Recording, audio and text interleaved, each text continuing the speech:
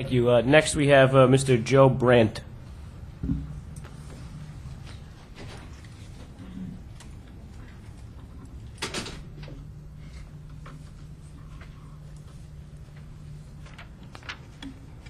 Good afternoon. You affirm that everything you say is true?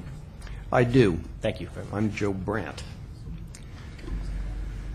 I was adopted here in New York in 1949. And for most of my adult life, I have struggled with what you might call an identity crisis of sorts. During the past 15 years, I have spent a great deal of time and effort in an attempt to research my biological background, an effort that could have largely been avoided had my adoption records not been kept sealed. I say with absolute certainty that unless you are an adoptee, you cannot truly understand what it means to have no idea about your ancestral or biological roots. The history of my adoptive family has always been of interest to me, but it hasn't been my history. And seeing others trace their family trees has always made me somewhat uncomfortable. I am fortunate that I was adopted and raised by a caring, loving family, and ever since I can remember, I have been conscious of the fact that I was adopted. As a child, this meant very little to me, but as I matured, I developed the habit of keeping this a secret. Of course, eventually, questions arose, compounded by the maturity of my now adult children, who have only a lopsided biological family history. My children, I should point out, are the only blood relatives that I have ever known.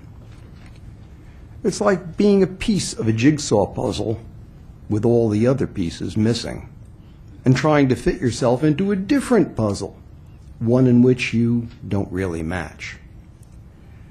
Since my inept efforts at detective work had only led me down several blind alleys during my search, and in recognition of the fact that the odds of finding a living biological parent at this point in my life were slim to none, as a 65th birthday present to myself, last month I made the decision to hire a research specialist who had come very highly recommended. I dare say that the expense of such a thing would be beyond what most people could afford, but the investment proved to be well worth the price. Within weeks, my natural parents had been identified. Both of them had passed long ago, but the researcher found many of my first cousins who were not only alive and well, but very excited at the prospect of speaking with a new cousin and welcoming me into the family. When the researcher called to tell me the news, I was very pleased, but kind of cool to it and rather matter of fact. However, all that changed the instant I made first contact. The event was unlike anything I had ever experienced in my entire life, and when I spoke with the researcher, I remember saying that words failed me and that I could not describe the feeling. She said there was in fact a word for what I had experienced: reunion.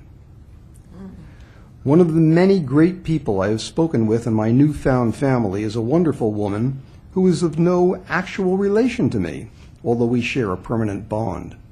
She is the adopted daughter of my biological father, who had married someone other than my biological mother several years after I had been born. She's 7 years younger than I am, and ever since the shock of finding out, when she was 20, that she was adopted, she has been trying to trace her own biological roots. But having been born in New York, the records are, of course, sealed. For the better part of the past 4 decades, she has been under emotional stress as the result of her inability to complete a picture of her own biological history. At the end of the first day of the revelations regarding my biological family, and after several long and wonderful conversations with cousins, my wife, who had supported me in this search from the very beginning, asked how I felt.